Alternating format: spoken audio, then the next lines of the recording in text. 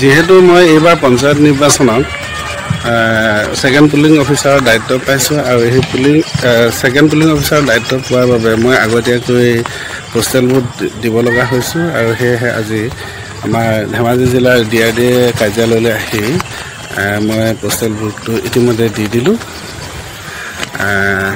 আন কোনোবা কৰ্মচাৰী যদিহে পঞ্চায়ত ইলেকশ্যনৰ সময়ত কিবা দায়িত্ব পাইছে তেন্তে প্ৰথম পৰ্যায়ৰ নিৰ্বাচনৰ কথা কৈ আছোঁ। মই প্ৰথম পৰ্যায়ৰ পঞ্চায়ত নিৰ্বাচনত দায়িত্ব পোৱাসকলৰ কথা কৈ আছোঁ।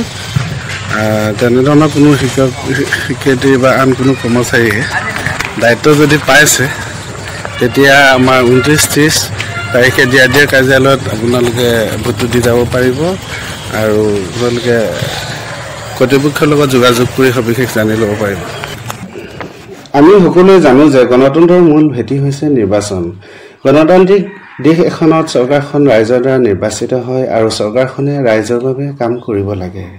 আব্ৰাহাম লিংকনে কৈছিল যে গণতন্ত্ৰ হৈছে ৰাইজৰ দ্বাৰা ৰাইজৰ বাবে ৰাইজৰ চৰকাৰ।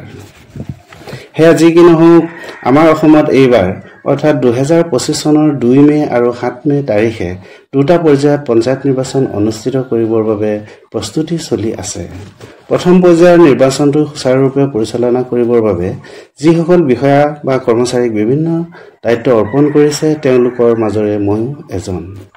আৰু এগৰাকী ভাৰতীয় নাগৰিক হিচাপে যিহেতু ময়ো নিৰ্বাচনত ভোটাধিকাৰ সাব্যস্ত কৰিব লাগে, সেয়েহে মই আজি নিৰ্বাচন আয়োগৰ দ্বাৰা ধেমাজি জিলাৰ DRDত পোষ্টেল ভোট গ্ৰহণৰ বাবে অস্থায়ীভাৱে নিৰ্মাণ কৰা ভোট কেন্দ্ৰত ভোটদান কৰিলোঁ।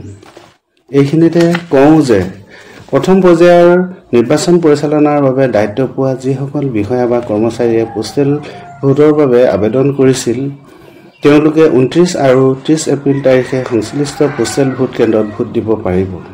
আৰু যিসকলে 29 আৰু 30 এপ্ৰিলত ভোটদান কৰিব নোৱাৰিলে তেওঁলোকে 1 মে তাৰিখে সংশ্লিষ্ট পোল মেটেৰিয়েল ডিষ্ট্ৰিবিউচন চেণ্টাৰত অস্থায়ীভাৱে নিৰ্মাণ কৰা ভোট কেন্দ্ৰত ভোট দিব পাৰিব।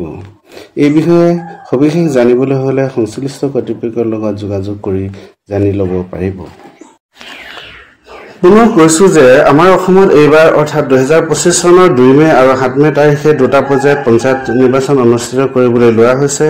তাৰে প্ৰথম পৰ্যায়ৰ নিৰ্বাচনৰ বাবে ময়ো সেকেন্ড পুলিং অফিচাৰৰ দায়িত্ব পাইছোঁ আৰু সেকেন্ড পুলিং অফিচাৰৰ দায়িত্ব পোৱাৰ বাবে ধেমাজি জিলাৰ DRD কাৰ্যালয়লৈ আহি পোষ্টেল ভোট গ্ৰহণৰ বাবে অস্থায়ীভাৱে নিৰ্মাণ কৰা ভোট কেন্দ্ৰত আজি ময়ো মোৰ ভোটটো দি দিলোঁ।